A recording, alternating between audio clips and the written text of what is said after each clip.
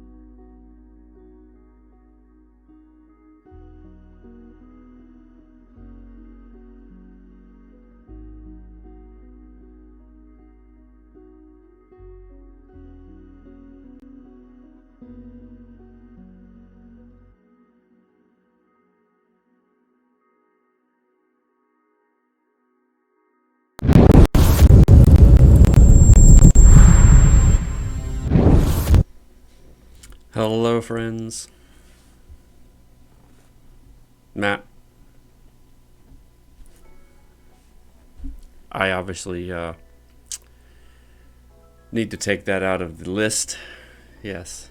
Hello, good to see all of you. So many people in here already. You're blowing my spidey brain away. Let's see. Aronel's in here. Bubbles in here. Matt's in here. Julie's in here. Hicks is in here. Charix is in here. Goldie's in here. Queen's in here. Stunt Papa's in here. Hello to all of you. Grow something. Right, yeah, I heard you the first time, Matt. Okay, calm down. Spider-Man does whatever a spider can. It's good to see you all. I hope you're all well. I'm gonna have to give you those points back, man.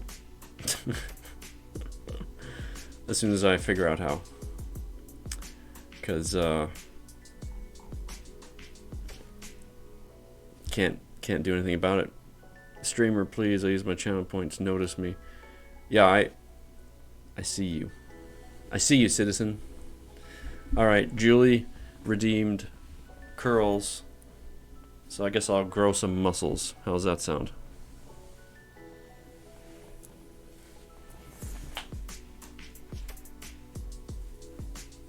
Okay.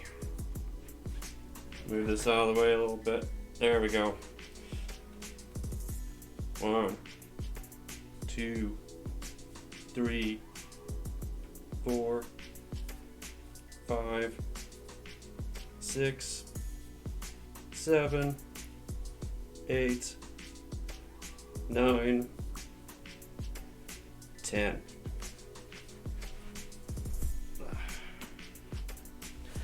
You can always count on Julie.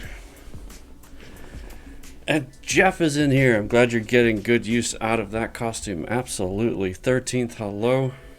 As Dracula might say, good evening. How long have you had this costume, and have you washed it yet? I've had this costume for 5 days. Have I washed it? No, it's going in the wash tonight. So, there you go. When we start reading, I will be taking it off, though. But, for now, let's get a Stream Raiders battle going.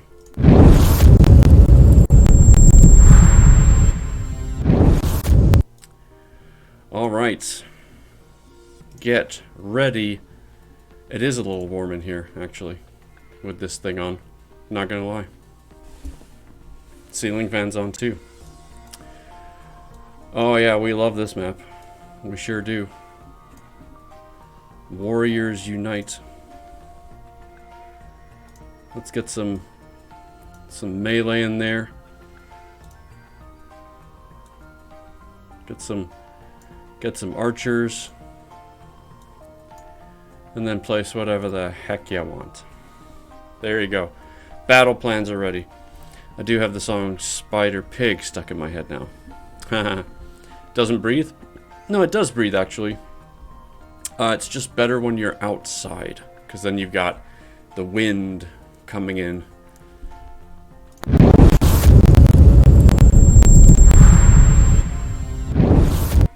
So yeah, having a little airflow certainly helps. Okay. So, before I get started with the reading, we have a new book club book. I ordered it yesterday. It showed up today. A Man Called Ove, or Of. I'm not really sure. I'm going to go with Ove, because Of sounds weird. Hi, Jason. This is Naftali Goodman, the author. Hello. The author is in the house, folks. So hold on, let me change gears. Our author for Beast of the Plains is in the chat. It's good to see you, sir. I'm so glad you could make it. We are about 100 pages you know, shy of finishing your book. So thank you for joining us. I was just saying that this book. What? Ian, the music rating with a party of 3. Ian, hello. Welcome in. Can one of my mods please give a fantastic shout out to Ian the music? That would be fantastic. I said fantastic 3 times now. It's good to see you, sir. How are you? You love the costume? This is just my everyday wardrobe, you know? Thank you. Thank you. Yes, I saw you were on doing some Minecraft. Good. How is the mining going? Glad you're here. Thank you so much. Costume? What costume?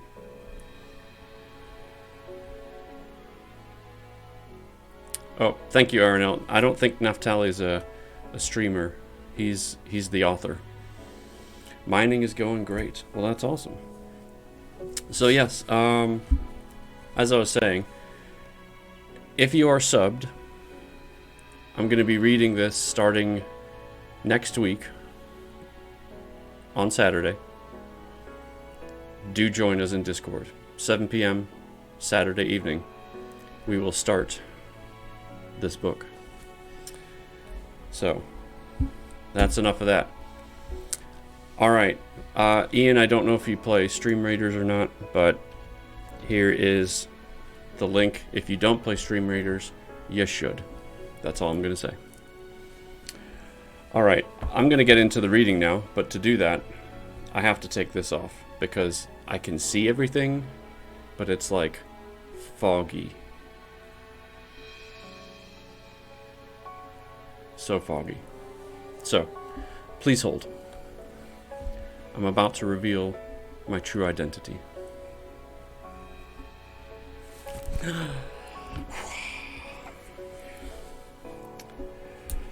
Wow, everything's so much more clear now. It's crazy. I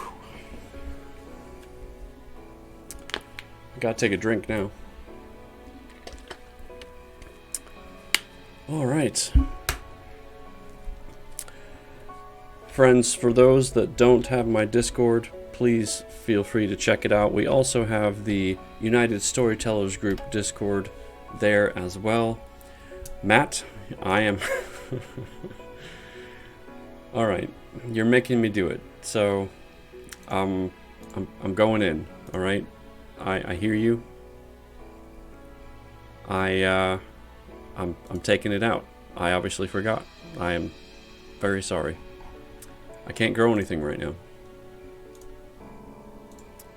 3rd time's the charm, right? Please. Oh man, I never knew that Spider-Man would be you, Atkinson. I know. I'm actually, I'm retired Spider-Man. I work from home now. So. Well, why didn't that work? I don't hear an applause. What the heck? What is going on? Well deserved after saving the Earth a couple of times. This is the worst day, I would agree. I'm a little confuzzled right now. I don't know what's happening. I don't know why. I'm actually in the dashboard right now trying to take a look. Because everything should be working. It was working before. Someone did the wow. Put on some shades. Red. Where the heck are my shades? I'm supposed to be reading a book, guys. Gosh.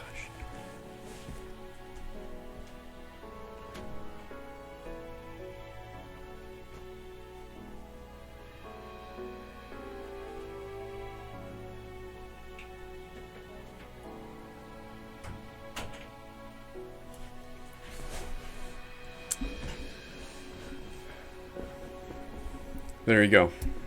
Red shades. just for you. All right, we're going to read now. None of this nonsense. Our author is in the chat. Where does everyone live? Boston, USA? I'm in Iowa. Yep, lovely Iowa. So, in our book, not the Kindle version, we are on page 228. So yeah, let's get into some fun reading. For the mods that are in the chat, if you could please keep an eye on chat, I would appreciate that, because I'm going to be nose into a book, and it's going to be hard for me to catch up. So, with that in mind, we just finished with the wolves before, and now we are back with Kubatar. And Kubatar is part of the horse tribe. Midwest and by Hicks, thank you. Talk to you later. Have a good day. Don't do anything weird. I'm just kidding. Do whatever you want. Okay. What's the music playlist? It's so nice. It's just from Pretzel Rock, sir. I handpicked every single track that plays. So. Alright. Page 228. Everyone sit back, relax, get a drink, a snack. Hang out. Here we go. Kubatar stood on top of a hill to the east of the battlegrass, as a strong gust of wind blew across the plains. He stood there all by himself, inspecting the new group of colts that had just arrived on the battlegrass for their battle training, which will last 3 months. This group was a little over 100 colts, which was the largest group they had ever had. Most of the young colts stood around looking nervous and uncertain, while some even looked afraid and intimidated.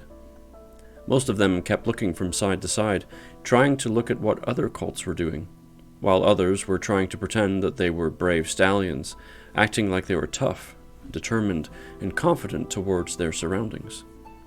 Some of them were looking towards the hills to the south of the battlegrass, trying to see if any of their family members were watching them on their first day. But they didn't see any. They wouldn't see any of their family members for the next 3 months. As was tradition, they all left their families on their own when the sun rose above the horizon.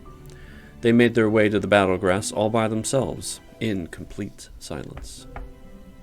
Members of the tribe's army stood in battle formation, watching them as they all walked onto the battlegrass, in a silent salute to those who would soon be joining the army. None of the colts that were standing in the long line would ever be the same as they were now when their 3 months of training were completed. Each and every one of these colts will become a real warrior within the next 3 months. They will become warriors by overcoming almost every weakness that they currently have. They will discover new capabilities. They would find out how strong they truly are, or aren't. This winter was by far the coldest winter in any living horse's memory. Kubatar wondered how much harder their training will be because of this extra cold winter. Since last winter, they started training groups of colts in the winter and in addition to training groups of colts in the summer.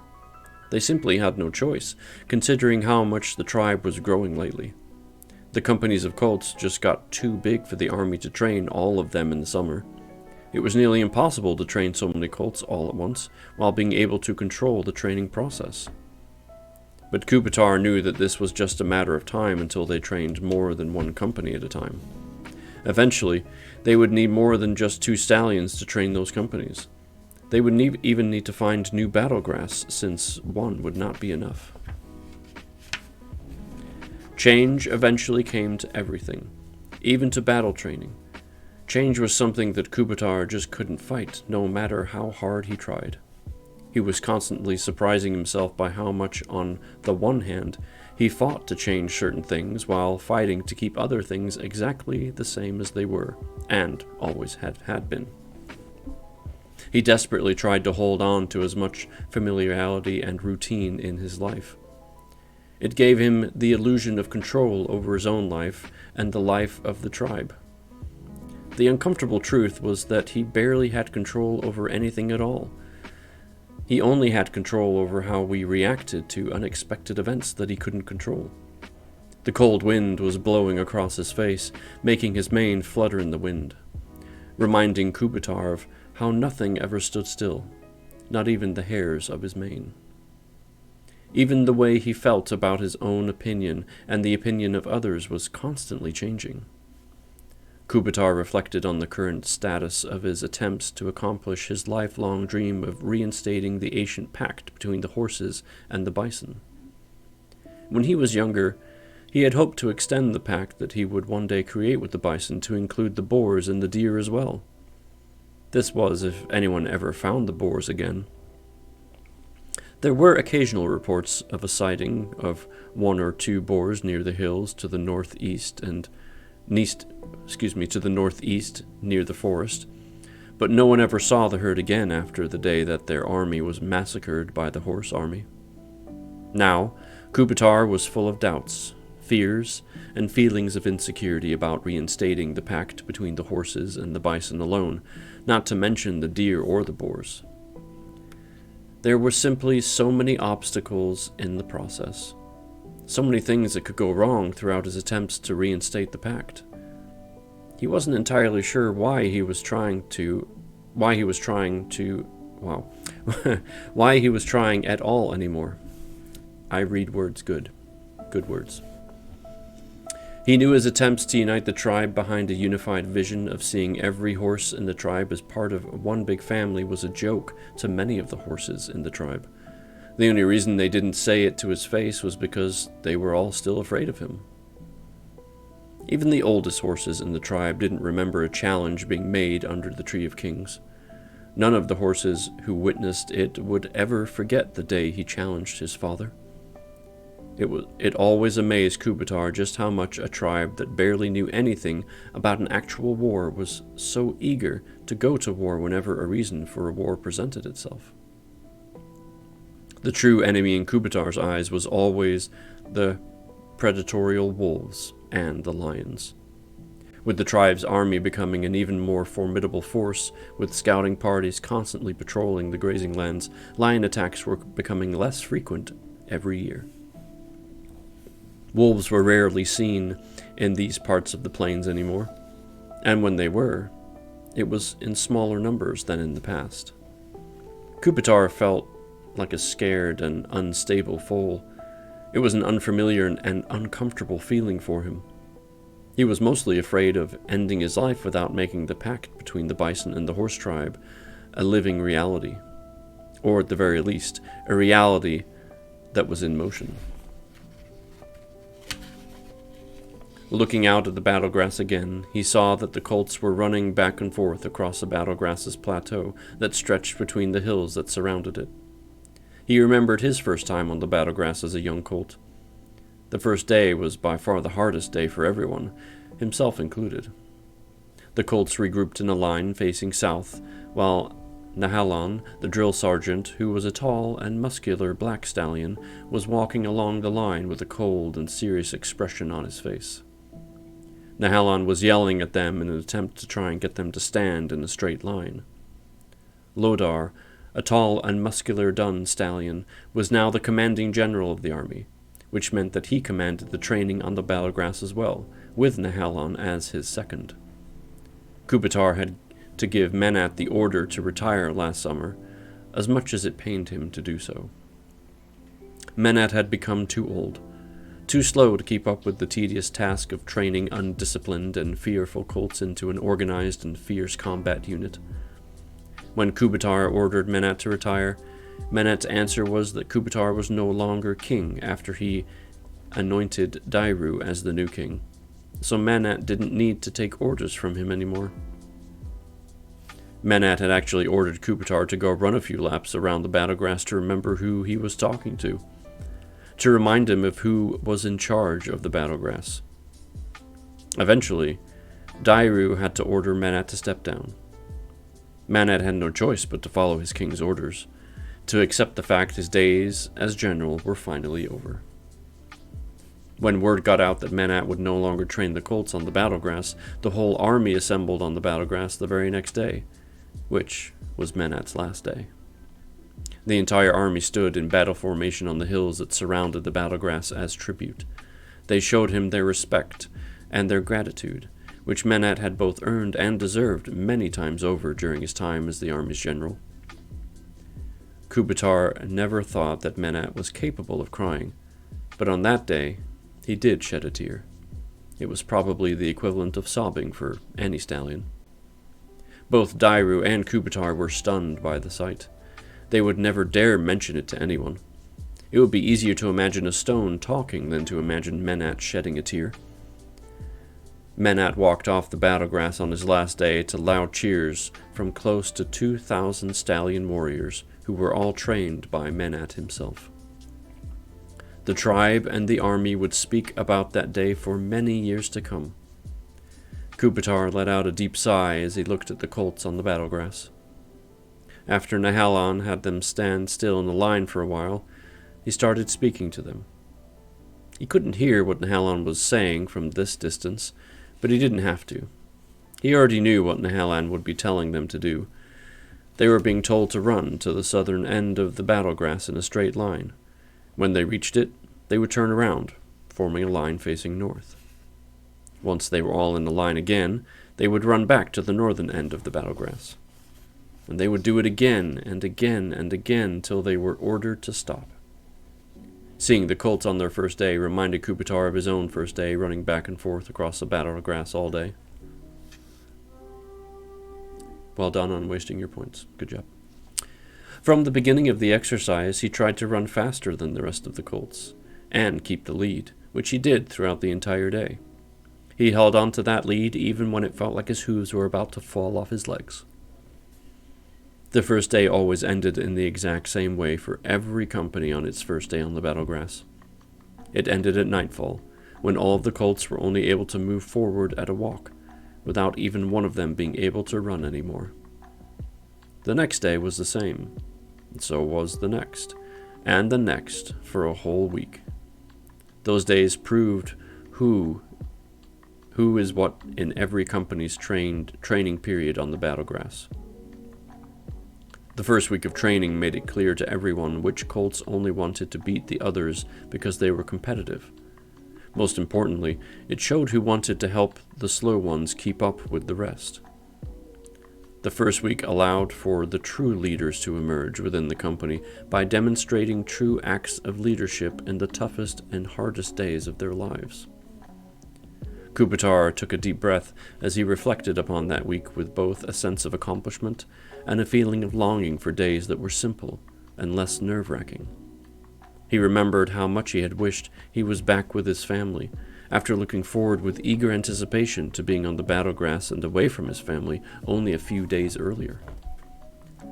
Before he started his training, Kubitar wished to be away from his family, to finally be free of his father's shadow, to finally prove himself as a worthy heir, a strong and fierce stallion warrior of his own making. Little did he know how quickly the things he wished for would change.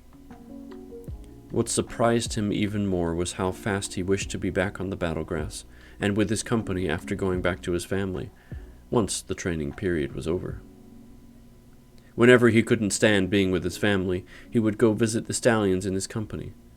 Mostly it was to get away from his father and from his attempts to convince Kubitar of how foolish and naive his opinions were.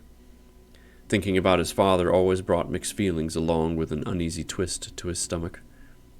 He could never be happy or proud about what he did that day under the Tree of Kings. But he had to do it, no matter how bad he felt about it after it had been done.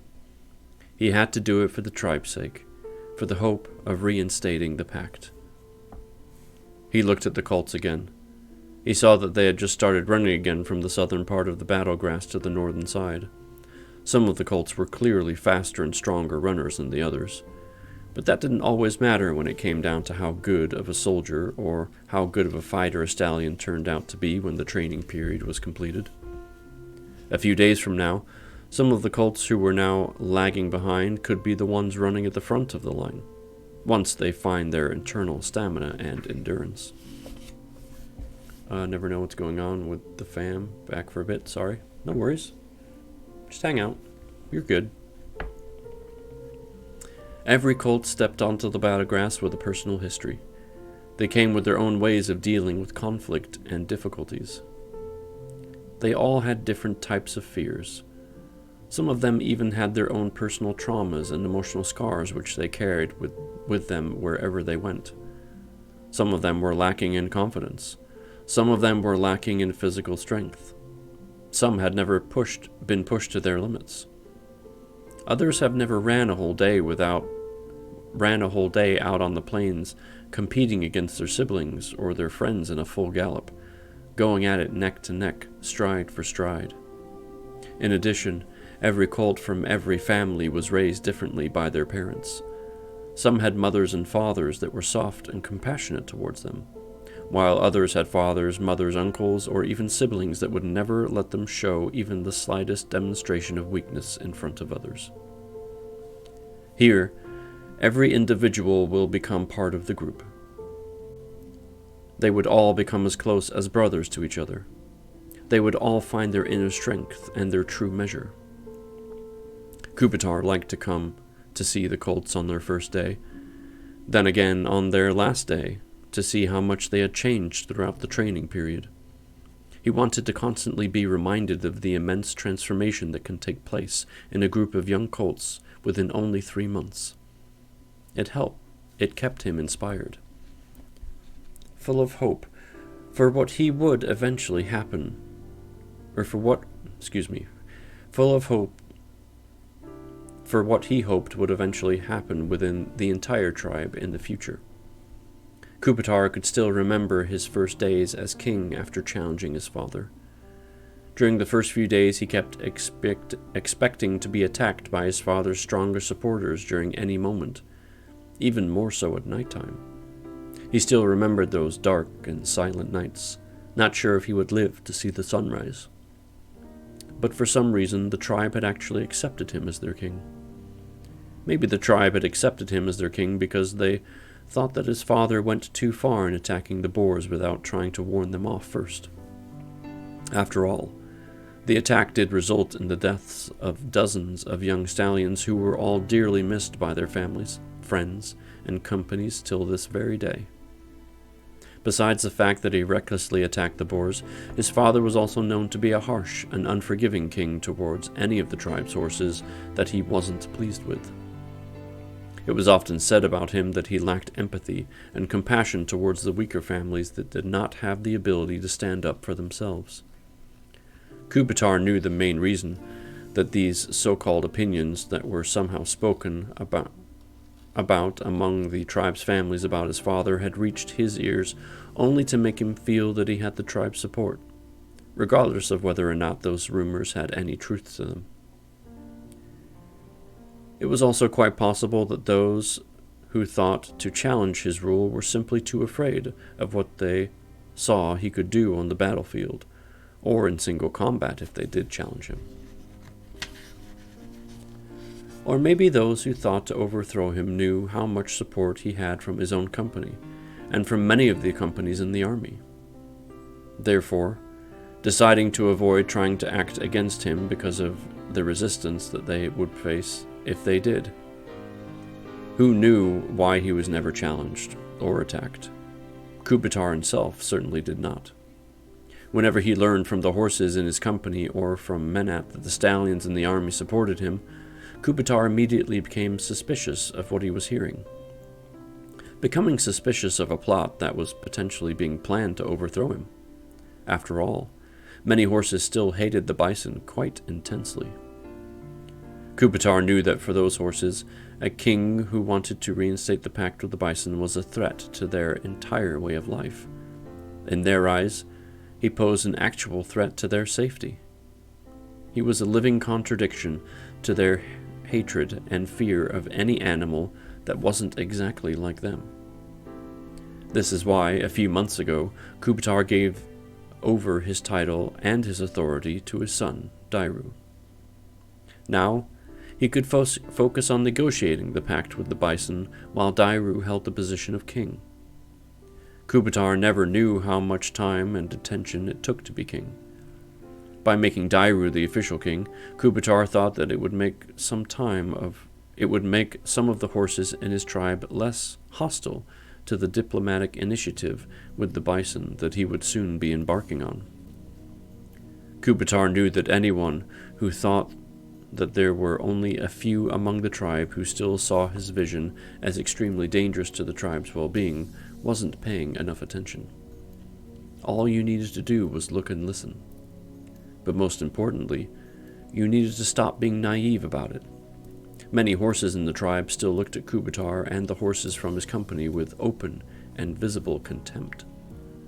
It was still quite common for many of the stronger and more influential families to socially separate themselves from the families that were considered to be weaker and less accomplished than they were. The tribe was still very far from being united under one vision and way of life. Together with Menat, he tried to transform the training period on the Battlegrass into a training period that was more focused on unity and equality in addition to the battle training. Unfortunately, Menat convinced him not to do it, claiming that the training on the Battlegrass should be focused on military and combat training only, not about social idealism and emotional values. Kubitar knew that there was still a higher sense of unity that needed to be installed in the tribe. Ironell, thank you so much for that gift to 13th. So very kind of you. Thank you. What? Another one? Aranel? Giving to substitute creature. Thank you so much. So kind of you. Happy Halloween, Spider-Man. Hi, Em. Good to see you. Where was I? Oh. Kubitar knew that there was still a high... Aranel. Stop it. Naftali, our author, you are now subscribed to the channel. Welcome. Welcome to the family, officially. And Aranel, please calm down. You are too kind. Happy Halloween indeed. And I lost my place again. Treats, not tricks. Absolutely. I like that.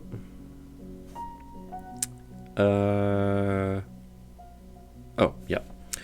Kubitar knew that there was still a higher sense of unity that needed to be installed in the tribe. He just didn't know what he needed to do in order to make it happen. The uncomfortable truth that was that he no longer had time to wait until the unity in the tribe was as strong as he wanted it to be when he tried to reinstate the pact with the Bison. As much as he hated to admit it, he was getting older. He had to start making contact with the Bison as soon as possible if he wanted to see the pact become a reality within his lifetime.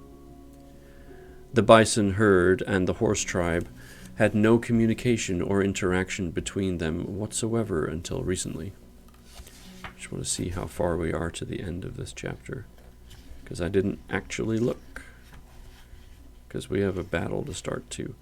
Okay, we still have a lot of pages, so I'm just gonna pause at the page of 240 and real quick switch over to Stream Raiders.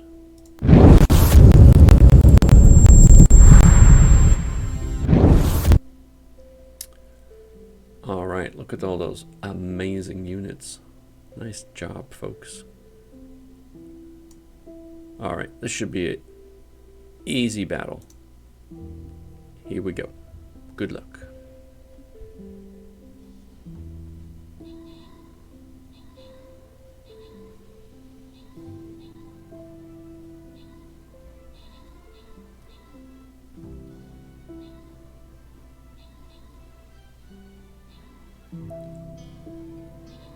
The arrows from our stronghold helped a ton. Get everyone through the doors.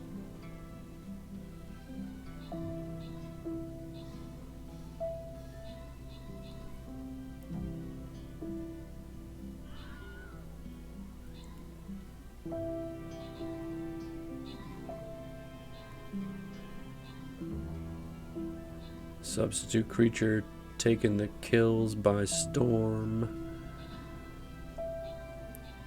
It's like a nut house in there. Everyone's splitting up and doing their thing.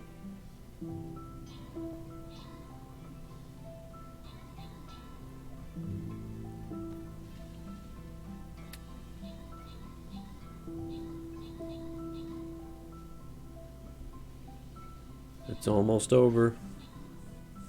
9 enemies remain. 8, 7. It's over.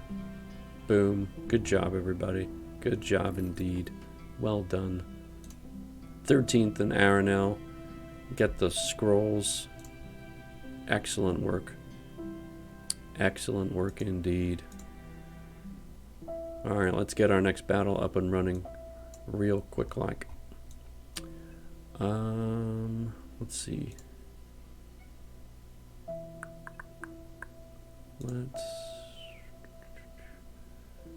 Actually, I'm going to put my archer in. Archer. Excuse me. Let's get some ranged. Some tanks.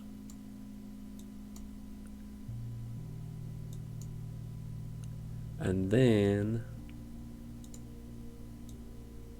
whatever you want outside of that. Cool. Battle plans are good.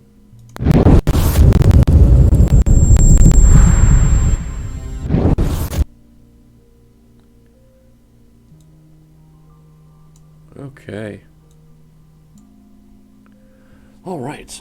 So, I'm just going to double check how many pages this chapter is because I didn't actually take a look, and I usually do.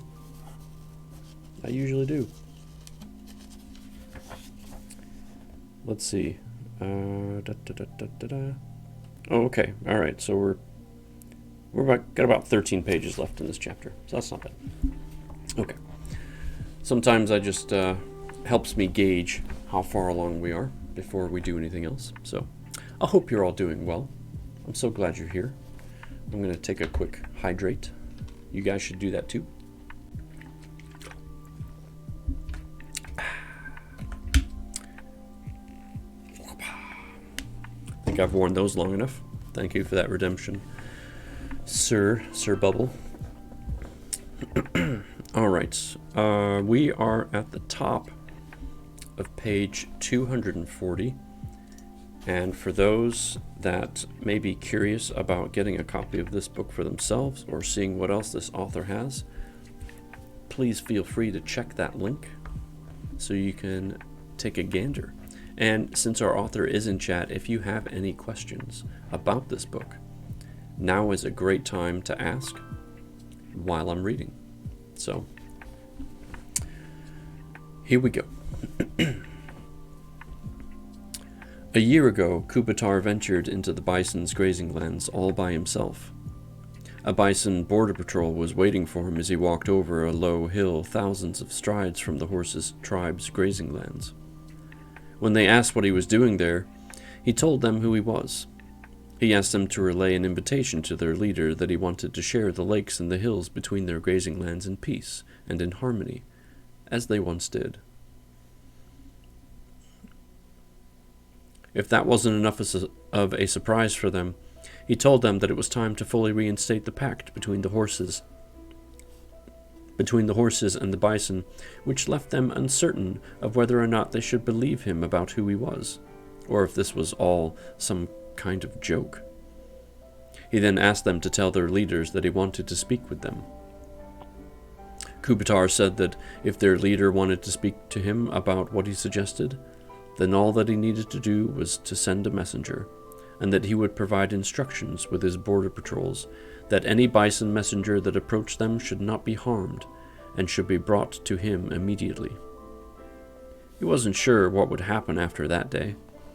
He figured that nothing would, that they wouldn't believe him anyways, or accept his invitation if they did believe him to be who he was. But he had to make first contact without anyone from the tribe knowing about it. The biggest obstacle standing in the way of reinstating the pact was getting the bison herd to want to reinstate it as well. Considering the fact that the lions hunted the bison more frequently than they hunted horses, due to the fact that the bison's grazing lands were much closer to the lions' lands, made Kubitar hope that they would want to reinstate the pact, in order to join forces to defend their herd against lion hunting parties. On the other hand, that exact argument would be used against Kubitar's efforts to reinstate the pact by the horses that opposed the pact. After all, who could blame them? Why should they risk their lives to defend the bison? Kubitar hoped that he would be able to convince them that the bison and the horse pact would later on become the foundation of a larger pact that would include the deer in it as well. Months later, all of a sudden, small groups of bison started crossing over to graze near the lakes and the ponds that both the horses and the bison have avoided ever since they have become a part of the borderlands between the bison's herd and the horses' tribe's grazing lands all those years ago, when the pact between them was broken. Many of the horses in the tribe wanted to attack those bison whom they saw as invaders. But most of the tribe knew to keep their mouths shut about it, since they all knew that a king who challenged his own father for attacking another animal herd that were escaping predators was not exactly the type of king that would attack the bison for grazing on grass, or for swimming in the ponds and lakes that were in the borderlands. A few months later, Kubitar called for a tribal gathering at the Tree of Kings. The whole tribe showed up, of course, many hoping that he would declare war on the bison. Thank you, Aranel. I appreciate you.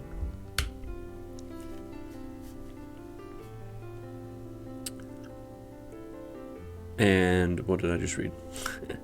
The whole tribe showed up, of course, many hoping that he would declare war on the bison. That was when he announced that he would step down from his role as king. He announced that Dairu would become the new king in his stead that very same day. He wanted to wait a while to see how well Dairu performed in his new role as king, and how well the tribe reacted to him, before starting to talk to the bison directly. So far, Kubitar thought that Dairu was doing a pretty good job as king. According to the reports he was receiving, the tribe thought the same. Kubitar felt that the time had finally come to begin the diplomatic talks with the bison. It was time to finally pursue his lifelong dream. It was time to fulfill what he believed was his true destiny, the very reason that he was born. It was time to change the course of history, to remind all of the prey animals on the plains and in the forest who the real enemies were. Kubitar took a deep breath as he thought about it, because he knew how hard it would actually be to make it all into a living reality. He knew how hopeless his cause was, but he was going to pursue it anyway. The colts were running back and forth for quite a while by now. Kubitar thought of going back soon, but then he heard the sound of hooves approaching fast from behind him. He turned to see Dairu approaching in full gallop. Every time he saw Dairu, he was reminded of what a king should really look like. Dairu was the perfect image of what a full-grown and strong stallion should look like. He was tall and muscular, possessing a perfectly regal posture. His long black mane was flapping in the wind as he ran at full speed. Dairu looked like a true king. Kubitar could not have been prouder of his son and the stallion that he had become. Behind Dairu, an entourage of 10 stallions, which were his personal guard, were trying to keep up with his incredibly fast pace. Going to spend time with family? No worries. Enjoy that time. Thank you so much for the lurk. I appreciate it. It was Menat who had decided that a king should have a personal guard, right after Kubitar became king. Everyone in the tribe knew exactly why Menat wanted him protected when he became king. It was meant to protect Kubitar from an assassination attempt. Eventually, Kubitar had realized that it was a good idea to have the king under constant protection. It showed an external air of royal dignity whenever the king was seen by the tribe. Dairu gradually slowed down to a trot, stopping completely when he reached Kubitar. Father, there was an attack. A horse has been killed.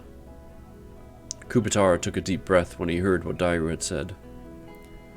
Wolves or lions? He asked. Dairu shook his head as he tried to slow down his breathing. Father, it was bison. Beta was killed by a bison. Kubitar's heart sank to his hooves when he heard Beta's name. He turned away from Dairu, turning his gaze towards the battlegrass. The colts were starting to grow weary. Some could still run in a slow canter, while others were starting to lag behind, only able to trot or walk. He looked at the colts, who were so weary that they could only walk behind those who could still move faster than they could, which was exactly how Kubitar felt right now. He felt like he was lagging behind along with them, barely able to move forward to try and catch up with the others. This attack was pretty close to being on the top of the list of things that he did not need or want to happen at a time such as this. For a horse to be killed by no other animal than by a bison right before he wanted to make his first public contact with them to start the negotiations to reinstate the pact was disastrous. How could Kubitar expect any of the horses in the tribe to be in favor of a pact with the bison after they had attacked a horse from a well-known and respected family? Beta was both feared and respected among the stallions in the tribe. Many of the tribe's colts and stallions thought of him as a perfect example of what a stallion warrior should be, second only to Dairu himself. Kubitar exhaled loudly, stomping his front right hoof as he turned his attention back to Dairu. Was Beta alone? Tell me the full details. Leave nothing out of your report. Dairu straightened his back in response to Kubitar's commanding and authoritative tone. Beta and Rhea went down to one of the lakes in the Borderlands to swim, and... Stop right there, Dairu, Kubitar said harshly. Did Rhea tell you this? Dairu was taken aback. He even looked slightly offended by the intensity of the rough interruption.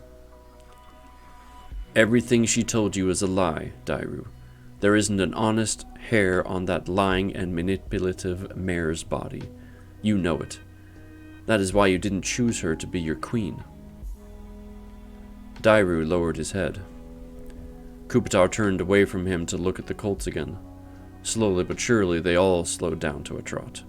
Some of them were lagging farther and farther behind from the rest of them.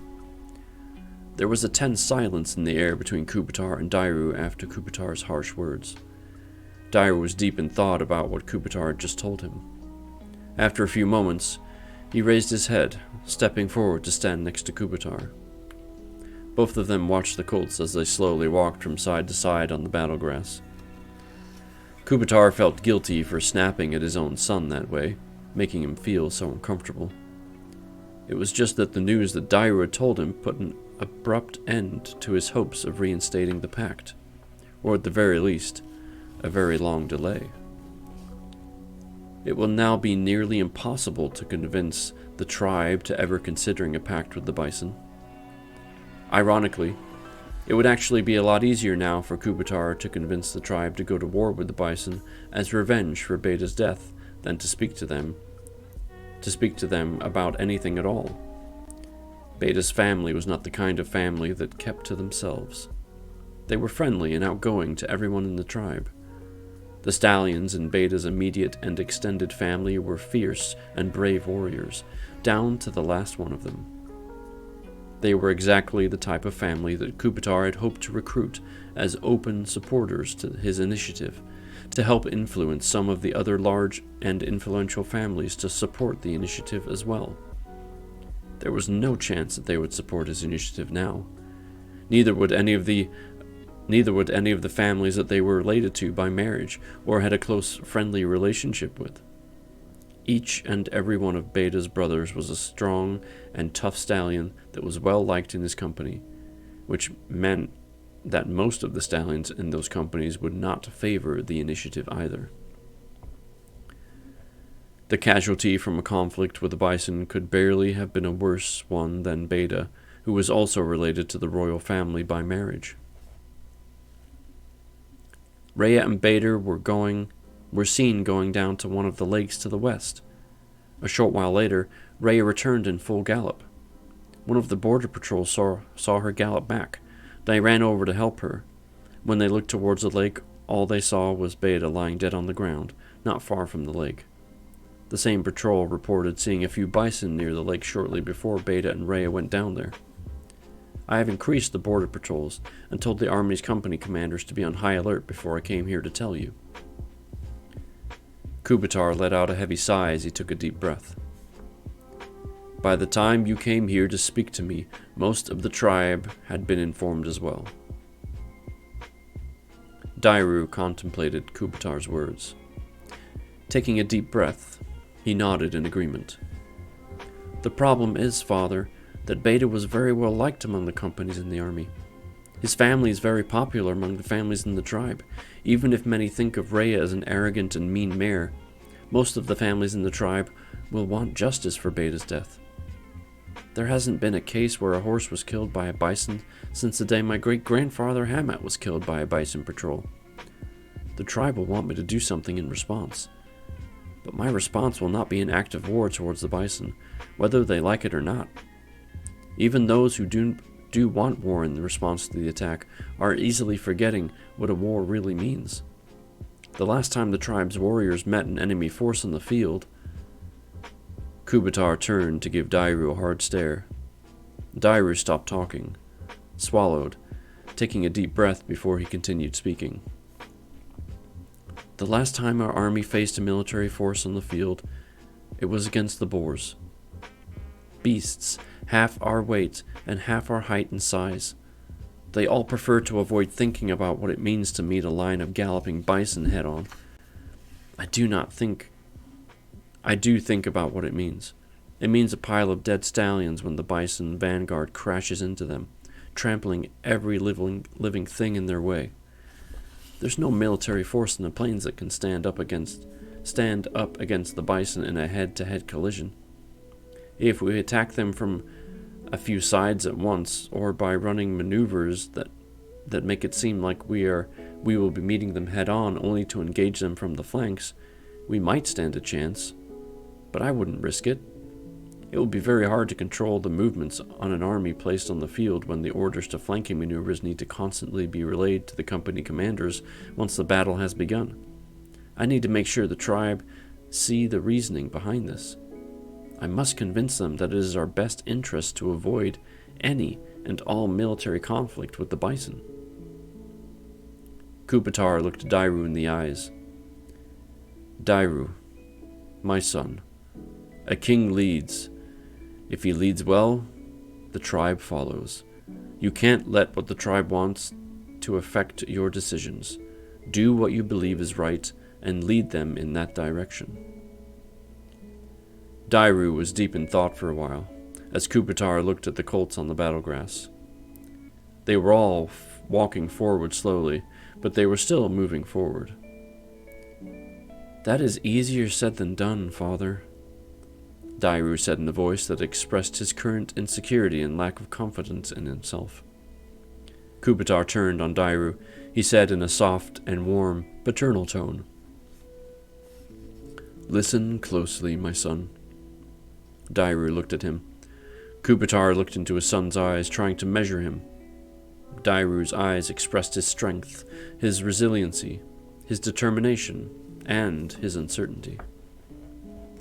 Dairu, you have many strengths and virtues that I lack completely. But the one character trait that will be the most important for you to obtain in the times that lay ahead of you is to be able to make your own decisions and to lead the tribe according to what you and you alone think is best for the tribe. There will always be voices in the tribe that call for war. That is how it had been for every king since the first kings. If you believe the best course of action is to avoid war at all costs, then that is what you should do. Remember that you are the king. You, and you alone, rule the tribe. If you wish to avoid a war at all costs, then there are a few decisions that need to be prepared to make in the coming days. The first is that if it is absolutely necessary and you can't avoid it, then you must be prepared to meet the bison on the field. Neither of us know what really happened with Beta. We don't know what the bison leader is being told, what they are thinking, or what they are willing to do.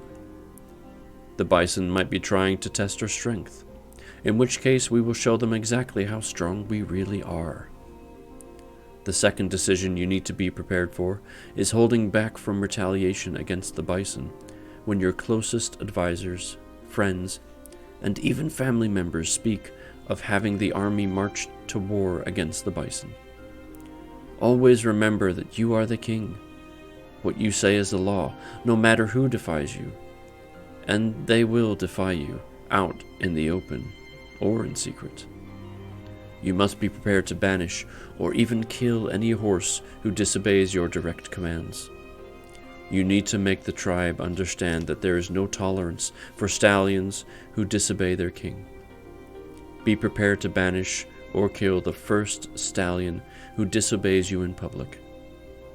The same applies if it was done in secret and became known to all. If you don't, you might as well be sending out a personal invitation for the public disobedience to every stallion and mare in the tribe that is not completely loyal to you. Kubitar stopped speaking. He took a deep breath, letting the silence of his pause sink in. He wanted to make sure that Dairu was taking everything in before he continued to the next part of what he wanted to say. Dairu looked at the colts on the battlegrass as he straightened his back, which convinced Kubitar that his words were sinking in. Kubitar turned his gaze towards the colts on the battlegrass. Even those who were lagging behind did not give up. They kept on moving forward. Horses, by nature, were not quitters, especially not if quitting meant bringing shame to yourself and to everyone in your family. Quitting during your training on the battlegrass was a shame that lasted a lifetime, which was why it happened on rare occasions. So, what now, Father? Dairu asked with a confident and relaxed tone of voice. Kubitar sighed in relief, satisfied with Dairu's confident tone. You need to ask yourself that question, King Dairu. That is exactly why I stepped down from my role as king, to help you learn to be the best king that you can possibly be. You need to make those decisions on your own, or with your most trusted advisors, whoever those advisors may be. How about Menat? Do you think he can still give good advice at his age? Kubitar nodded. Yes, but only if you think so. Once you think he is trying to pull you in the wrong direction, then you must stop taking his advice on that matter. Now you tell me, King Dairu, how will you lead the tribe? In your current situation, some among the tribe's families will want war, while others won't. They will all look to you for guidance, whether they know it or not. Which leaves us with the question in which direction you'll be leading them in the days to come. Dairu was deep in thought for a while as he thought about the conversation. He looked at the battlegrass for a good few dozen heartbeats before speaking in a confident tone. The first thing I will do is set up a defensive perimeter around the tribe, effective immediately. Half of the army will be positioned in strategic defensive positions, with every company knowing what to do in case of an attack, with scouts patrolling our borders on all fronts. The other half of the army will be positioned in the center of the tribe's grazing lands. I want them to be available as reinforcements, to act as a defensive force, ready to protect the elderly, the mares and the foals if there is an attack.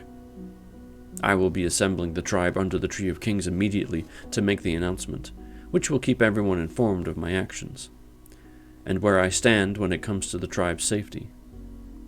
This will show action while not taking any direct action against the bison, while providing necessary protection for the tribe if things escalate. I don't want to show any signs of weakness, or the lack of readiness to fight off any threats to the tribe's well-being. The real question is, what happened at the lake? How did Beta die? I will need to make contact with the bison to hear their story.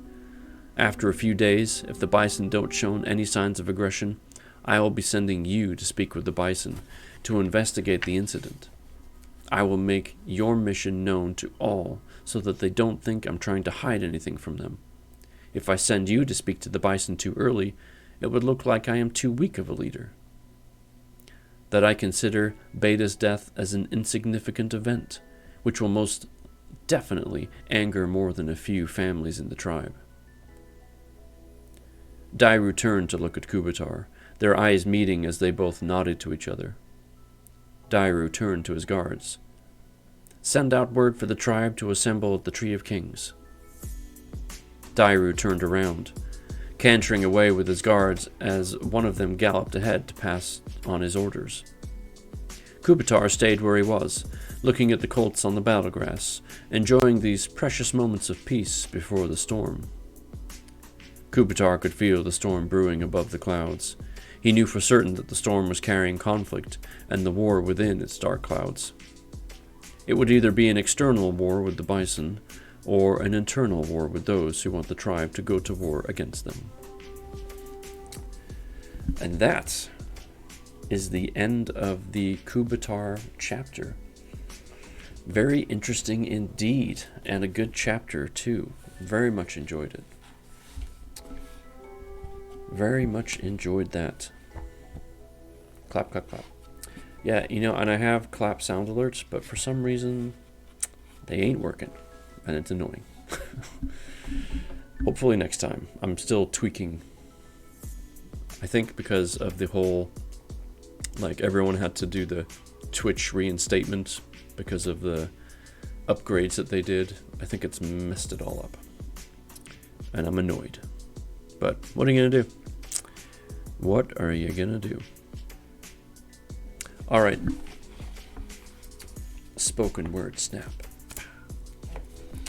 Rhea is only about 5 pages long. I know we have about 3.5 minutes left on our battle, so we'll read this, then do our next battle, and then carry on. I hope you enjoyed that waste. Good job. Alright. Oh, and before I continue, who's still in the chat that's a mod?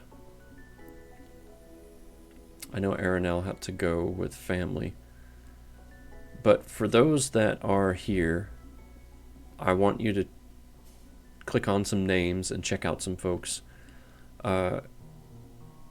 Ian, the music, I know we shouted him out earlier, but definitely go check him out. He's very talented.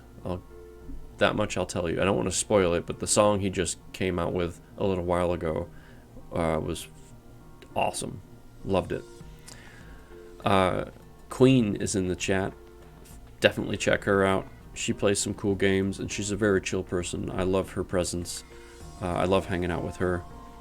M is me is such a low-key streamer. She does puzzles online, which everyone can play. And sometimes at night, when I just need to relax, when M is on, I will go in her stream, I will do a puzzle, and just hang out. And she reads as well, so she, some of the nights she will read, and she has a great voice. So, and definitely, if you haven't, check out my mod, Aranel Kendi. She is a reading streamer. She's given out some subs today. She's a sweetheart. Much love for her as well. So, lots of people.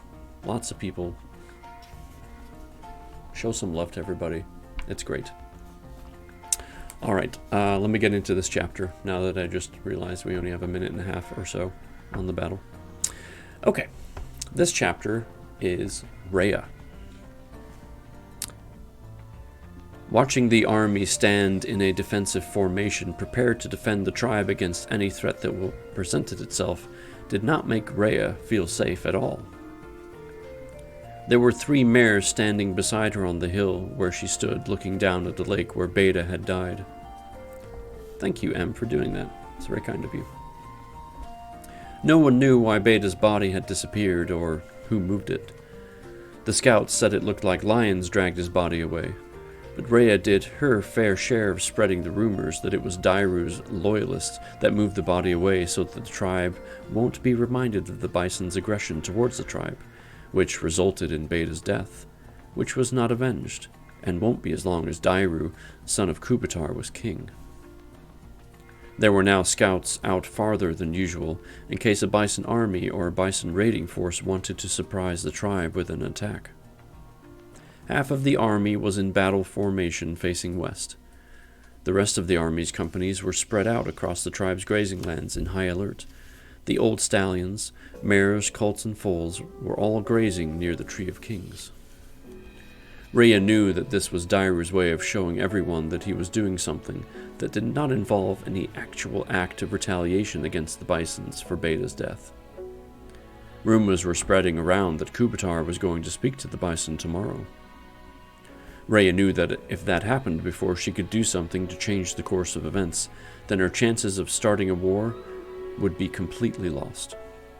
If Dairu found out the truth, he would banish her from the tribe, if Beta's family didn't kill her first. The mares who were with her were Tara, Lenoy, and Yeba. Tara was a tall black mare, almost as large and as intimidating as a stallion. She looked a lot like her brother, Beta. Lenoy was a squat dun mare. Yeba, who was tall, thin, and gray-skinned, could run faster than most of the horses in the tribe. Lenoy and Yeba were both married to Beta's brothers. Lenoy, who was married to Takan, Yeba was married to Narelle. Lenoy, Yeba, when will your husbands be relieved of their duty? They should be relieved later today, Rhea. Only a few of the companies will remain on duty starting from midday. Rhea couldn't have wished for a better answer. Shortly after midday, Takan and Narelle came to speak with Rhea on the hill. Both of them had dark black skin, the same color that each and every other one of their siblings and parents had. Narelle was taller and slightly thinner, whereas Takan was shorter. Both of them were heavily muscled and as firm as rocks. Narelle was more of the quiet type, so it was Takan who spoke first. Rhea, you asked to speak with us. Rhea thought about how much he resembled Beta in his behavior, getting straight to the point without wasting anyone's time. I wanted to inform you of the fact that I am making plans to avenge Beta's death, since you and your brothers, who are supposed to be the fierce and brave warriors, are too afraid of Dairu and Kubitar to do it yourselves. I have already recruited a brave group of young mares that are willing to risk their lives with me to avenge Beta's death, to restore the tribe's lost sense of honor for losing such a noble stallion as Beta was. I was hoping that the two of you will want to join us, along with whoever else you see fit to recruit for this mission. Natal looked at her with such an intense and angry look that Rhea understood for the first time why Beta was always very cautious of insulting him, even by accident. Takan, on the other hand, looked at her suspiciously, trying to determine if this was a trick of some sort. Rhea waited quietly, observing their reactions very closely without making it too obvious that she was. She turned her gaze to the northwest, towards a lake where Beta died. What do you say, Takan, Narelle? Will your eldest brother's death be avenged by stallions, or by brave and fierce mares, who, after all, probably all have more courage than you stallions do if they are willing to avenge your brother's death for you? Narelle stood a step closer. Mares are not fighters. Stallions are the ones who have trained for battle. You need to know your place, mare. Rhea laughed out loud. Beta's death could not go unavenged, Narelle. So if Beta's brave brothers can't muster up the courage they are supposed to have in order to avenge him, then his wife, the mare, will have to do it on her own, along with some of the other brave mares she has recruited for the cause. If you wish to prevent me from avenging my husband's death, and you won't avenge him yourselves, then his death will slowly and surely be forgotten, just like Dairu and Kubitar want it to. Along with all those who speak about their benefits of reinstating the pact with the Bison.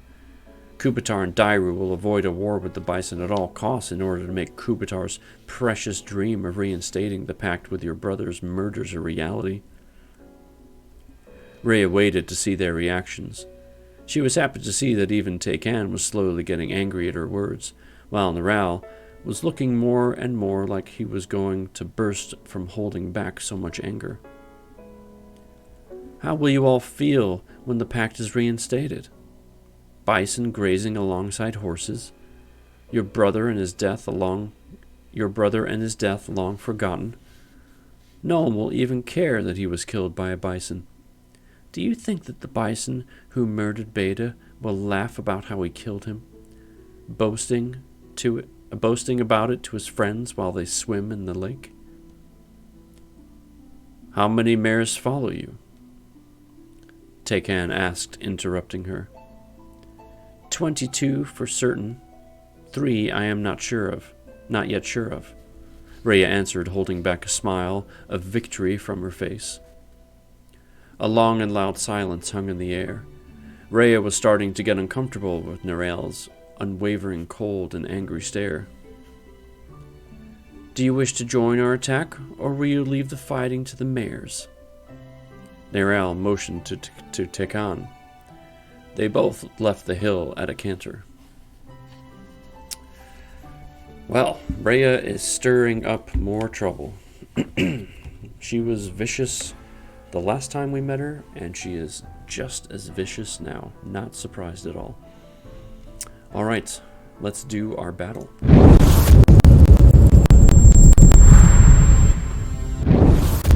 It's just R-A-Y-I. Unless you're saying something else. I don't know.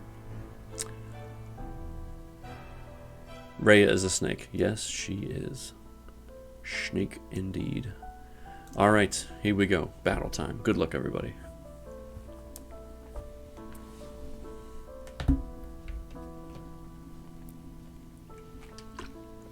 Well, that's not good. Small group going to the north. Good luck. May your lives not be forgotten.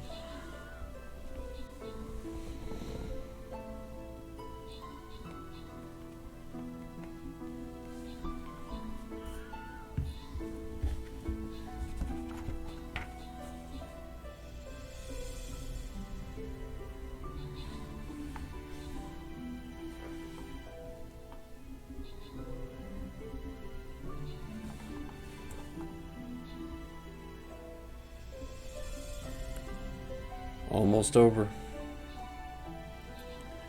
Almost over.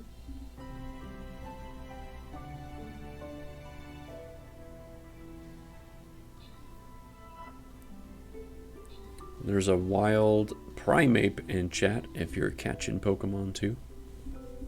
There we go. Quick victory. Good job, everybody. Gold going out to Substitute. Well earned indeed. Good job, all of you. Well done. Looks like I have some stuff to collect. Totally forgot.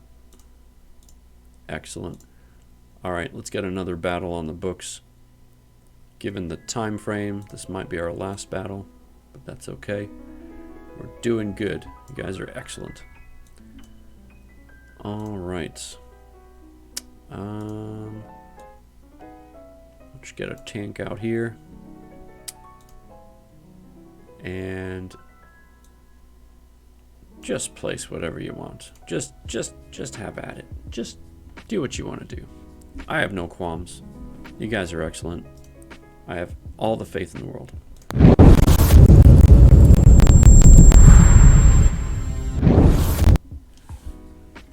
All right. Our next chapter in this book is titled Neral. N-A-R-A-L. And our Naphtali, I hope I'm saying these names the way that you want them to be said. If I am not, I do apologize. I'm just kind of doing my best guess on the names, so hopefully I'm getting them right. Let's see. This chapter is about 19 pages, so it's a little bit longer than the other ones. So I'm just going to get right into it. Don't forget to stretch. Don't forget to drink some water or whatever your beverage of choice is. There's my stretch. And sit back and relax. Here we go.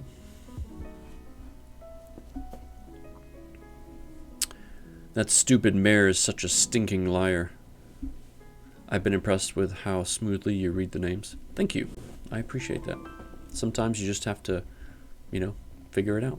No worries, it's a good way to see how people think it's supposed to be. Yep. Getting, people to read it out loud so you can listen to it is an excellent way of getting the sense of, did I write this or put this the way that I wanted it to be? So I hope it's helpful. All right, let me start that line again. That stupid mare is such a stinking liar, Taycan said with disgust when they both slowed down to a slow walk after leaving the hill where they spoke to Rhea. Neyrelle snorted in annoyance, shaking his head. But she is right about one thing, Taycan.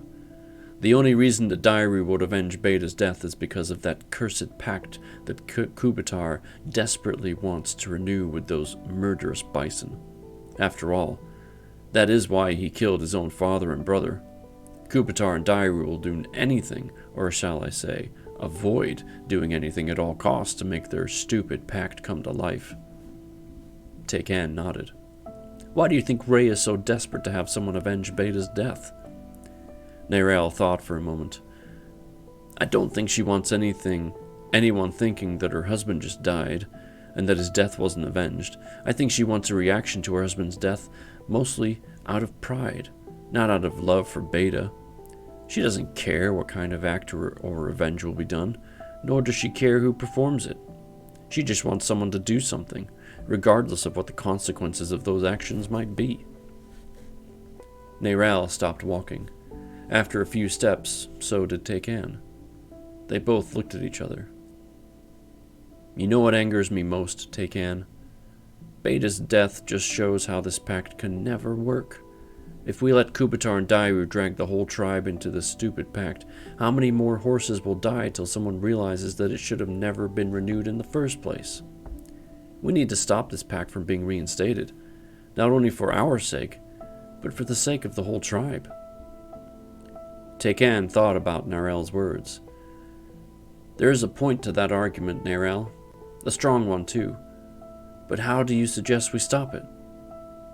Neyrelle smiled a smile that slowly got wider and wider across his face. Revenge, Taycan. We stop it by taking revenge for our brother's death. Neyrelle waited all alone on a low and round hilltop, thousands of strides to the southwest of the tribe's grazing lands. He looked out across the plains as the sun was setting. The sky was becoming darker as night slowly descended onto the quiet and empty plains. He felt the heat and the rage that were burning inside of him since Beta's death grew more intense as thousands of stars started to appear across the endless night sky. As the stars slowly became brighter, his hate towards Bison became stronger. The rage within his heart burned with a growing intensity as he finally let out the pain of grief that he was holding back ever since he was told of Beta's death. Beta, his oldest brother, was dead. There was nothing Neyrelle could possibly do about it. And for what? Because of some stupid bison who was allowed to invade the tribe's lands by Kubitar and Dairu, those stupid bison lovers. Right now, Neyrelle wanted to avenge Beta's death more than anything else in his life. It was Beta who taught him how to stand up for himself when the young colts picked on him when he was a little foal. It was Beta who taught him how to run like the wind by ignoring the aches in his sides, by breathing deeper and slower while stretching out his legs to run faster. It was Beta who taught him how to be strong in both mind and spirit. Beta had helped him become the stallion he was today in so many ways.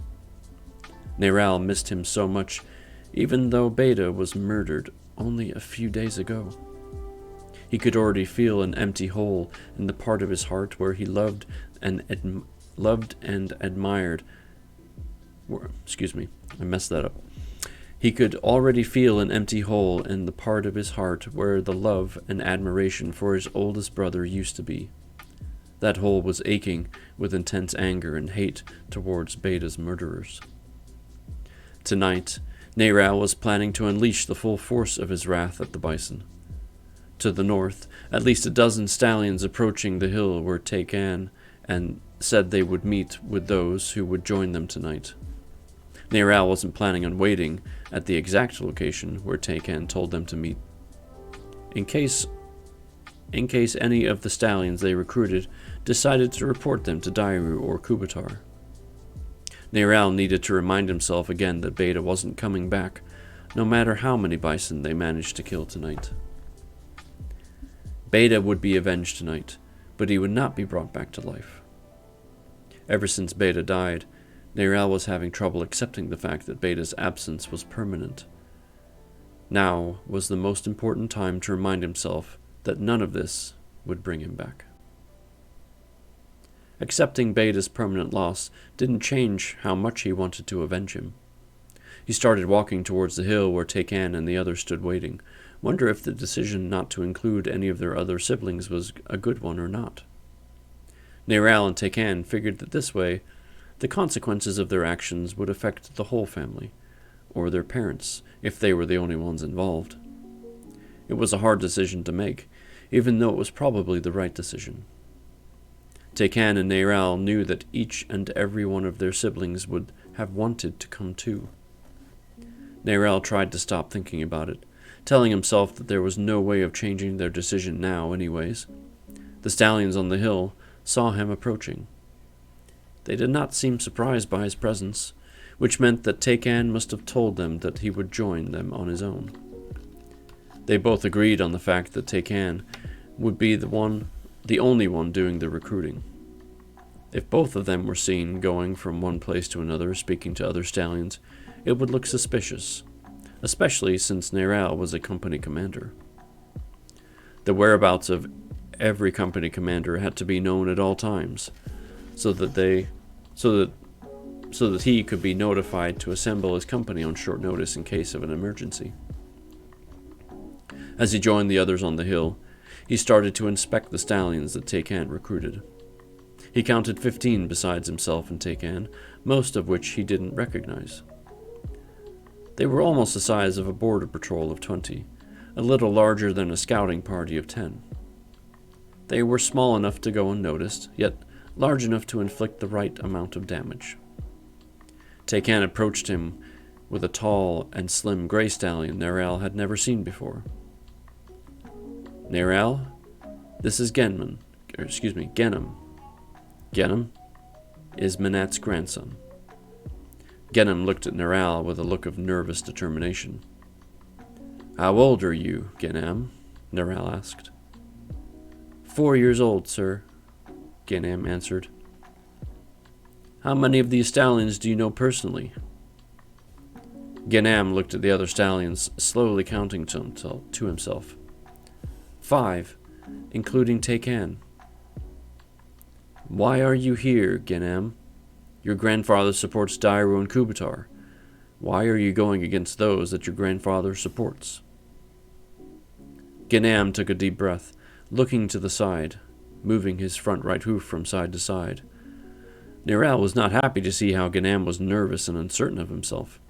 He needed stallions who were here to fight and kill bison warriors. I can make my own decisions. I'm not bound by my father or my grandfather's views. I don't understand how we train the finest army on the plains only to act like cowards when stallions like your brother, Beta, who was admired and loved by all, are murdered in cold blood. If we don't act now, more horses will die when that stupid pact is made. If Kubitar and Dairu won't act to defend the tribe, then we must.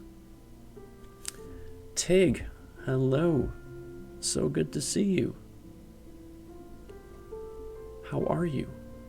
Welcome in. So glad you're here. Cozying in with a blanket, I hope, considering the time. Neral nodded in response to his words. Hearing Ganem explain why he was here made him realize that there were some important things that he needed to say to all of them. Stallions, attention. They all knew what that meant. Within 3 heartbeats, they were all standing in a half circle facing him. Neral was quite used to speaking to stallions when they were stood at attention. Military leadership required a certain confidence that installed a higher sense of bravery and focus in the stallions you commanded, if you spoke to them in the right way. The demonstration of complete control and unwavering confidence that a combat commander required when he was addressing his subordinates came naturally to Neral. What we are about to do tonight will have the most severe consequences you can imagine. First and foremost, some of us, and maybe even all of us, might die tonight. Neral waited for that to sink in. He was satisfied to see that none of them had even flinched. That either meant that they already knew the risks that they were facing and have come to terms with it, or that they were all stupid. Okay, that's kind of funny. Those who will survive tonight's mission may very well return to face execution or banishment. He waited to see if any of them moved nervously or looked from side to side. None did, which made Neral feel a little better about tonight. But just a little bit. The thing I hate the most about our mission tonight is that we have no idea what we are heading into. We don't know what their scouting parties look like, or how many there are. We don't know their fighting style. We don't know the terrain. It's possible that they will have eyes on us way before we pass through their lands, and we may attack the bison tonight, only to have our way back cut off by mean and angry bison warriors ready to dig their horns deep into our skin. So here is what I want you to do. I want you to form into squads of 3. Under no circumstances are you to separate yourself from your squad. That is, of course, unless you're running for your life to try and get to safety. If that happens, try to make your way back to this hill, if you can. Taycan and I will lead the way. Ganem, you and your squad will take the rear. We move in a single file 4 strides apart from each other, with 10 strides apart between Taycan and the first squad. And I want the only sound any bison will hear from you tonight to be the sound of your hooves crashing into their knees or skulls. Be advised, they are not easy to kill. They are bigger, and they are stronger. So move fast and kick accurately. Pay attention to the squad in front of you and act as they do, meaning as Taycan and I do. We will be moving through hills where we may need to crawl or move huddled down as low as we possibly can. Exposing our position could mean finding ourselves in an ambush and getting ourselves killed. Do I make myself clear? He raised his voice just a little bit to emphasize the last part. One by one, they all nodded. Take a good look at the open plains around you. After tonight, they will never look the same again. If you join us on this mission, then you can say goodbye to your old lives, because whether you like it or not, after tonight, nothing in your lives will ever be the same again, for better or for worse. He waited to see if that made any of them uncomfortable. It finally did. As much as he hated to admit it, it was a good sign. Neral wasn't entirely comfortable with what they were about to do. It helped him to see that some of them weren't entirely comfortable with it either. He looked north one last time, towards the home that he had known his entire life. He suddenly realized that it wasn't the same home anymore since Beta was murdered. Neral stepped closer to Taycan, placing his forehead against Taycan's forehead. He looked into Taycan's eyes as Taycan stared back into his. For both of them, tonight's mission was very different than it was for the rest of the stallions standing on the hill with them. They were the only ones here who were Beta's brothers, setting out to avenge his death. To the others, It was a mission with an objective to restore the tribe's honor after a stallion was murdered by their sworn enemies than it was. After tonight, after what we're going to do, Beta will finally be able to rest in peace. With those last words, he set off at a canter, headed west. He knew that they would need to slow down to a trot later on, but for at least 2,000 strides he wanted the pace to be set to a canter. He needed to let out some of his overflowing negative energy. It helped him keep his mind off of the thought that he had no idea of what was lying ahead of them, or whether they were doing the right thing or not. The tribe's sentries and scouting parties did not venture this far south, so they had no concern of being spotted by them. He covered 1,000 strides before noticing that he hadn't given enough thought to how far into the borderlands the bison sent their scouts and sentries. Whatever it was, it could be farther or shorter than usual after the incident at the lake. Sometimes the best strategy was to extend the reach of your force's visibility. In other situations, it was best to keep everyone close together, gaining the ability to see what was happening with your own eyes, directing your troops accordingly. Which strategy would the bison prefer? He slowed to a trot before ascending another hill. Neral felt uncomfortable by his impulsiveness, which was very far from his usual behavior. He wasn't behaving like himself lately. He wasn't entirely sure how to digest his rash behavior. Neral had always been the type of stallion that thought things through, carefully planning his actions, creating a clear and coherent strategy for anything and everything he did. He was now carelessly rushing ahead during the most dangerous situation in his life. Looking back at the stallions who were with him, he seriously considered calling this whole mission off.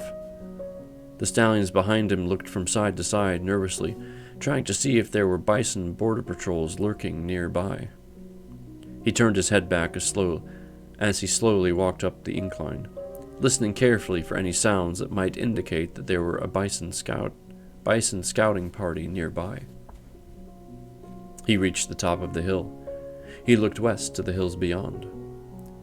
To the west and to the southwest, the open plains gradually became more flat and more open, with low hills spreading out across the horizon. Looking to the northwest and to the west, he still saw no sign of the bison, but that didn't mean that they weren't out there, waiting to ambush them. The moon was slowly making its way into the center of the sky. It was cloudy night, with a hint of fog in the air. He figured that they would be able to make their way across the plains unseen if they moved through the shadows cast by the moon and the clouds. He was more worried about making noise when there was nothing else making any kind of noise during the still and quiet night. Even the slightest sound could become a loud noise that could be heard by the wrong ears. He looked to the north, then to the west. To the west the hills were low and spread out with at least a few hundred strides between them, with 1,000 strides between the higher ones. There were higher hills to the northwest. The distance between them was shorter. He could use the hills to the north to cover their approach, but the way to the west seemed like it was the better choice in this situation. He reminded himself that a well-placed ambush in the hills to the north would be hard to notice until it was too late, especially if it included a line of bison charging straight at them from an elevated position. If they went west, they might be able to see the bison attack force approaching from a distance, giving them just enough time to make a run for it. He decided to go west, stalk through the hills across the slopes themselves. He walked over the hill, making his way down into the valley as he headed west at a quick trot. He wanted to move through the valley as fast as they could, but he didn't want to make too much noise as they did. He kept his eyes on the hills that they were heading to as they crossed through the valley. They slowly made their way through the lower hills in the valley. He then headed north into the large...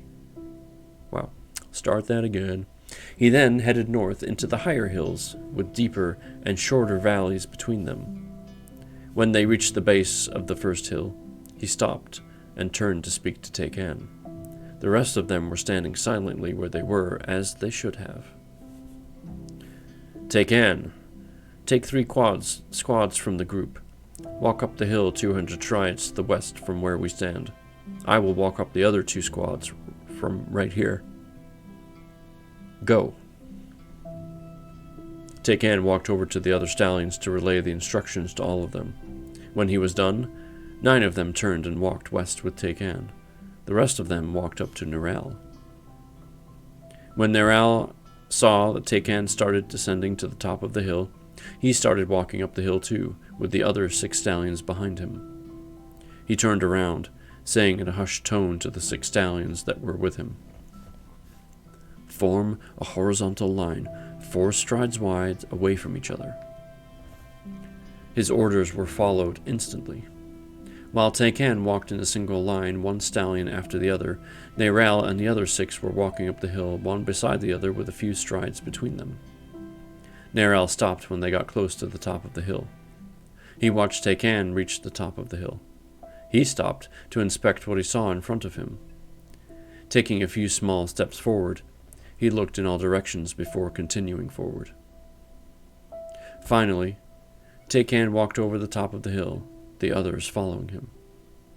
Neral crossed over too, only to find another valley spread out beneath him with lower hills spread out on both sides, with another hill to the north. He saw that Take was already making his way down the hill with the others. Neral walked down the slope to meet Take and the others. Take stopped once he reached the bottom of the valley with the others. Neral made his way towards him. "I thought we would see their scouts by now. They might be close, so stay alert. I don't want to walk right into an ambush. Follow me. We move in a single file." Take nodded.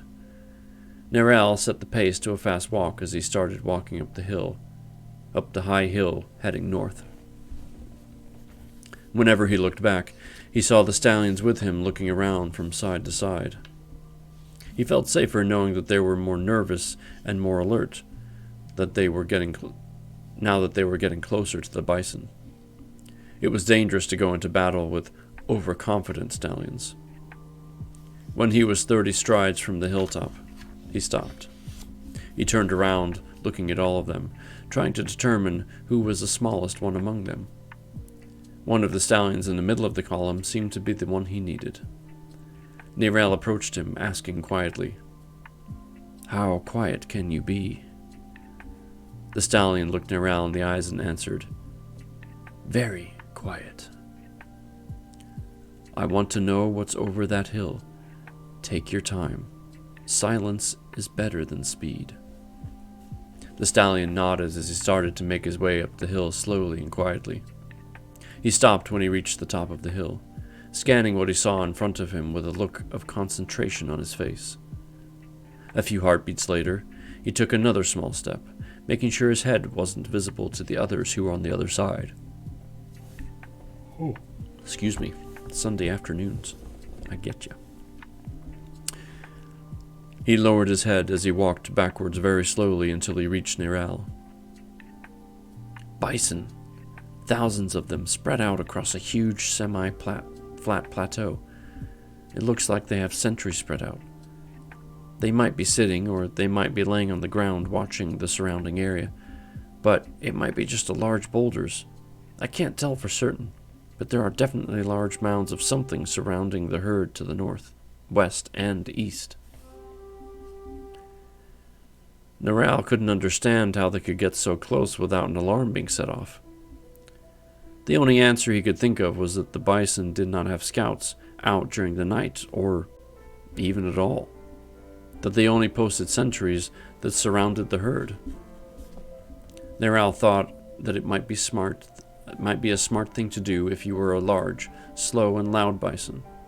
It might be better off to keep the sentries where they could spot you coming from a distance, while they could protect the herd from a hunting party or an attack force at the same time. Neral motioned for the smaller stallion to get back in line as he walked over to Take. Take 3 of your fastest stallions with you. I want you to go over the hill slowly and walk down towards the bison, real slow, so that they see you walking down towards them.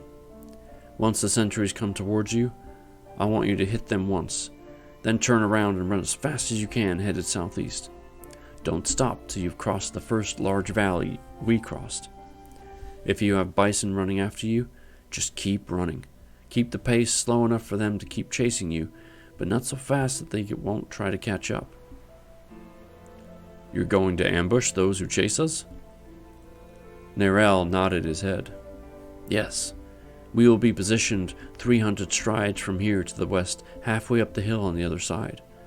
Wait for us to cross over the hill before you start climbing the hill yourself. After they start chasing you, we will follow you and start hitting them from the flanks and from the rear.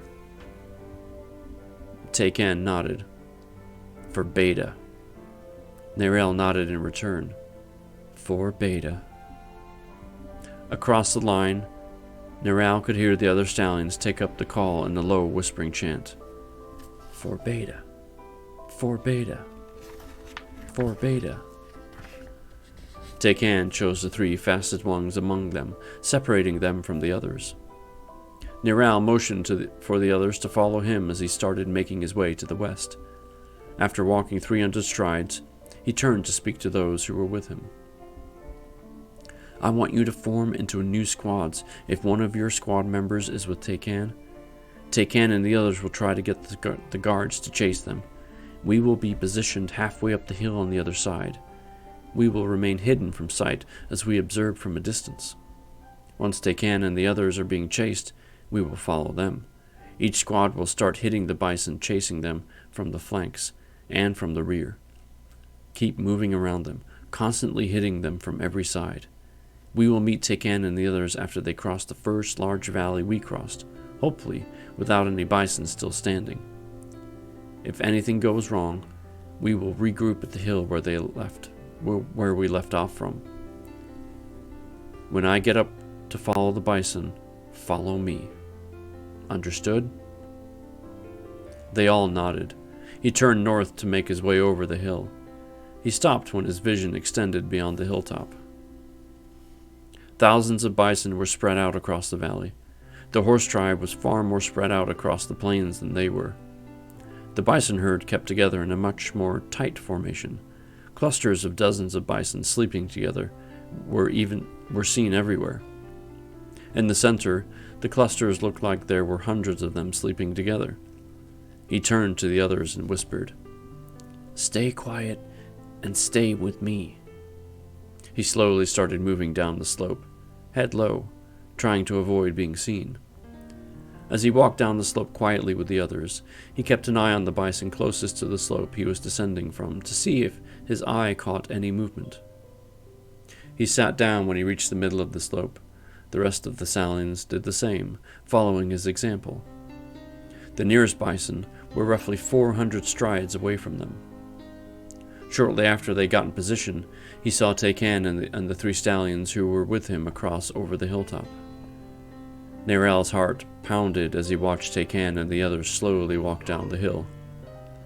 He expected to see movement from the bison at any moment, but they just lay there, not moving. Taycan reached the bottom of the hill, slowly walking towards the bison, with a distance of less than 200 strides from the nearest bison. Taycan and the others were spread out in a line with a few strides between them. There was still no movement from the bison.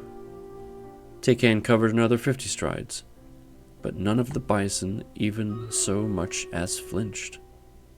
The distance between Taycan and the nearest bison was now a little more than 100 strides. Taycan and the other 3 stallions increased their pace, trying to be seen. When they were only 50 strides away from the nearest bison, they stopped. Nerel realized something was wrong. Taycan must have noticed it too. Nerel turned around and looked up the slope he had descended from. His heart stopped as he saw at least 100 bison standing on the hilltop, spread out in a wide row. Nerel turned his head toward Taycan. "Taycan, run! It's a trap! Run!" M called it.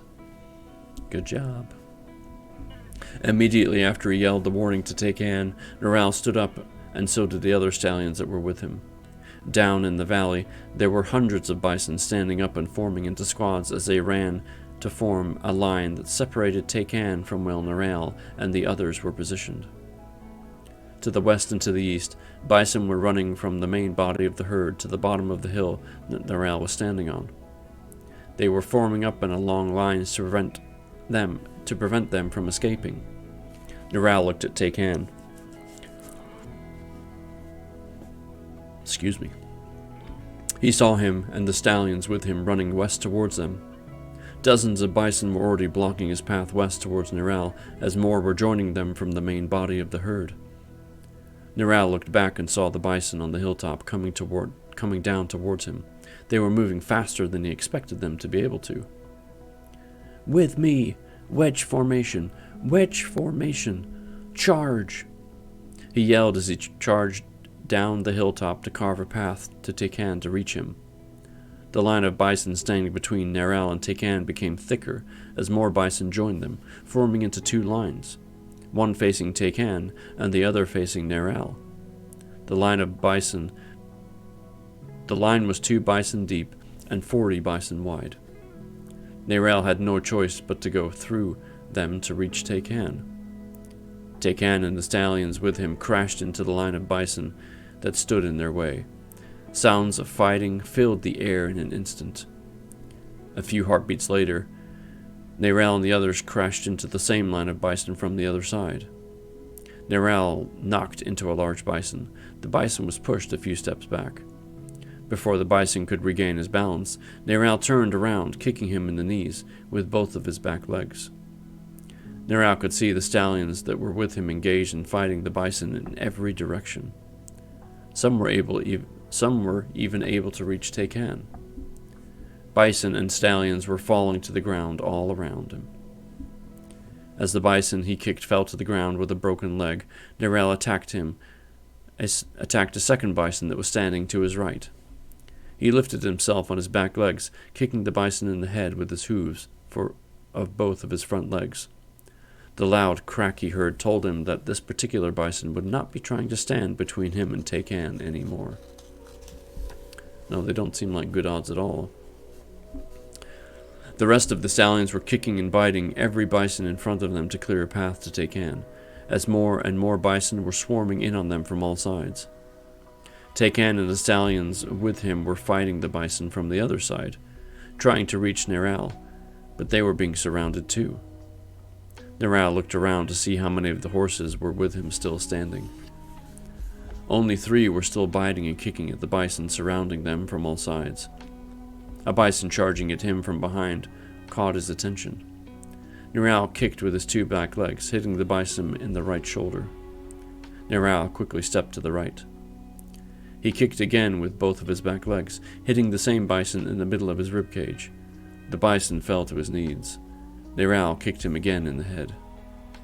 A dark brown stallion was thrown to the ground right in front of him as 2 bison ran him down. The bison kept running, their hooves pounding into the stallion as he tried to get up. Something crashed into Neral's right side, knocking the wind out of him as he fell to the ground. He stared at the face of the dead stallion, whose name he did not know, as something sharp penetrated his ribcage. Screaming in pain, he tried to get back up, but his legs wouldn't move. Looking up, he saw a bison running straight at him, with his head down.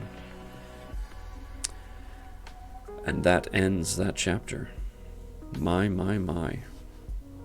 Not good odds at all, but I have to imagine they knew, as he directed, that this was a suicide mission.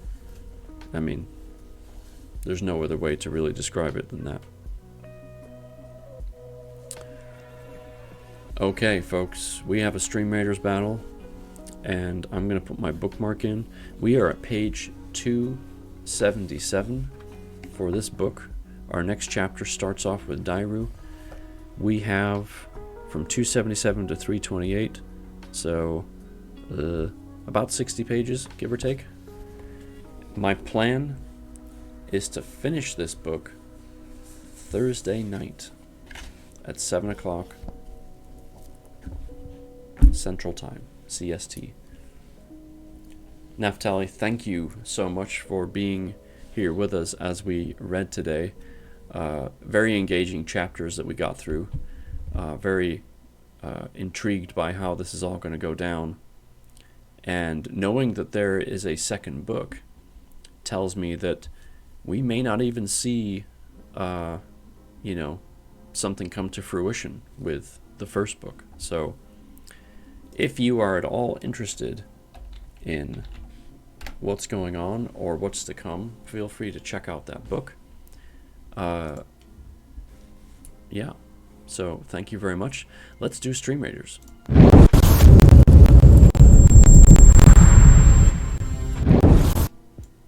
All right. Look at that crew. So many strong fighters, just like the horses and the bison. But which one are we? I don't know. All right, folks. Here we go. Good luck. 3, 2, 1. Go for it.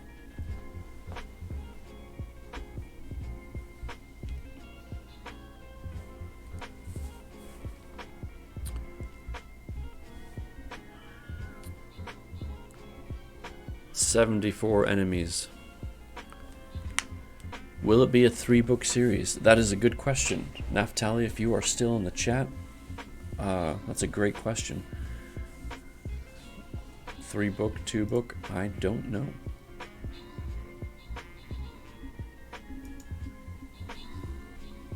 Pleasure's all mine. Thanks again for reading my book and giving me very valuable feedback. Absolutely. I'm glad we've been able to chat, off stream. And I'm pleased to have read your book. Thank you for letting me. I will, of course, I can't expect you to be there on Thursday. It will be very, very late for you. I appreciate you being here today, and I will obviously post the recording both here on my channel down below, but also on YouTube as well. So, man, you guys are just rocking this Stream Raiders battle. So, good job.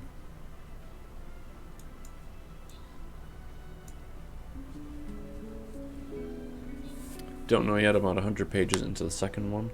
Let's see how many. Okay.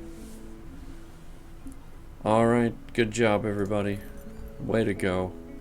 We got Flying Scrolls and Gold, Substitute and 13th. Enjoy those rewards. Thank you so much for fighting. Everyone did a fantastic job.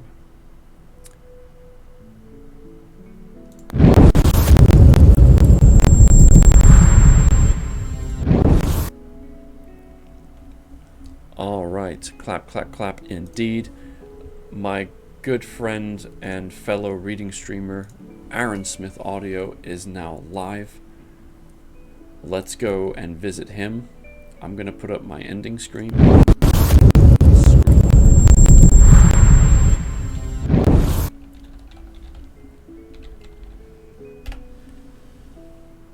Please feel free to stick around for that raid, get yourself some channel points, and also just to check out my good friend as he gets into his reading. I appreciate all of you. Today has been absolutely fantastic. I can't wait to finish the book to see how this part of it ends. I can't wait to hang out with you all again. I've loved it. I love you all. You're a blessing to me. I hope you have a fantastic week this week, and that you do something awesome with your time. Thank you, Substitute. I appreciate you. Let's go say hi to Aaron. Take care.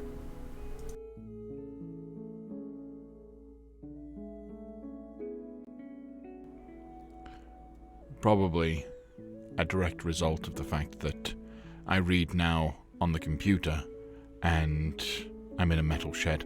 Hello, Atkinson and your party of 9. Welcome, welcome.